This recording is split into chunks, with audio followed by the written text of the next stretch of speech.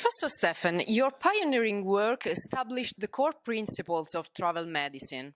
In recent years, how globalization, climate change, and large-scale population movements, including migration, have accelerated, fundamentally altered the infectious disease risks faced by specialists in this field? And what are the major new challenges defining travel and migration medicine today? Well, the number one new challenge is certainly within arboviral infections. And actually that is coming from global warming. The Aedes mosquitoes have slowly moved up north along the autostradas mainly. And so we have them everywhere almost in Europe already. And that means that we do have now more dengue and chikungunya in some parts, mainly of Southern Europe, in France, Italy, in other countries as well. And actually, this means that we have a risk in Europe, which is particularly ignited by the fact that travelers then come, bring the virus to our areas, and so there are outbreaks which can be pretty substantial in various Southern European countries. But coming back to travel medicine per se, both these infections are of paramount importance. The rise of arboviral infections poses an increasing challenge. Focusing on dengue and chikungunya, two viruses that often share the same geographical and entomological niche, what are the key differences in their clinical burden and public health consequences?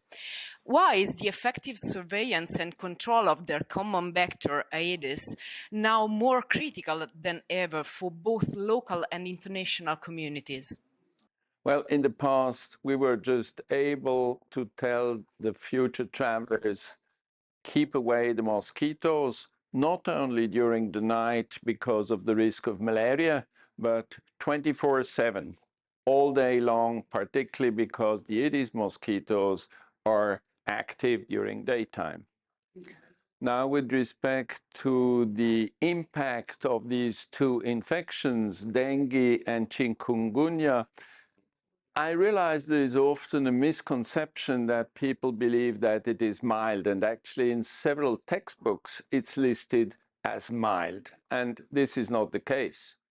For instance, dengue results in frequent hospitalization, order of magnitude in the published literature between 10 and 39% upon return. But to that, you have even to add a proportion which has been hospitalized abroad. So we think that approximately some 30% at least are hospitalized for dengue. Probably similar proportions are hospitalized with chikungunya. However, chikungunya has another main problem. The term chikungunya is derived from an East African dialect, and it means the one who is really hampered by pains in the articulations all over. And that's not over after a few days, as with dengue, but it may last weeks, months, or even years. And so dengue may be a more frequent travel health problem, but chikungunya, with respect to the sequelae, is more serious. For decades, tools like preventative advice and repellents were the primary defense against chikungunya. With the recent approval and availability of an inactivated chikungunya vaccine, how do you foresee this new crucial tool impacting pre-travel decision-making and resources allocation? Specifically, how should specialists evaluate the risk-benefit analysis for travelers visiting endemic areas where dengue and other arboviruses still lack a dedicated, wide accessible vaccine? Well, I'm emeritus at the University of Zurich, but I'm still a practicing physician, and so I still continue to give travel health advice. So with respect to dengue and chikungunya, I discuss the availability of the vaccines with my customers.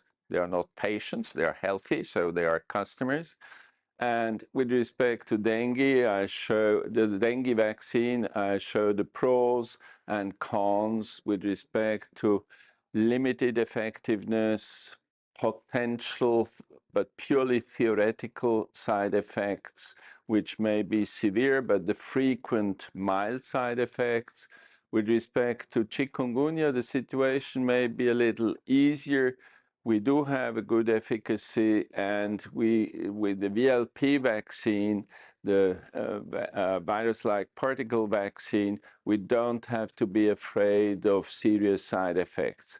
And then I look with respect to dengue at the outbreak map, and with respect to chikungunya at the latest map, which is published by the World Health Organization, and actually both show that dengue and chikungunya occur in very many parts of the destinations for the travelers. And so I frequently recommend both vaccines, and ultimately it's up to the customers whether or not they want to accept it.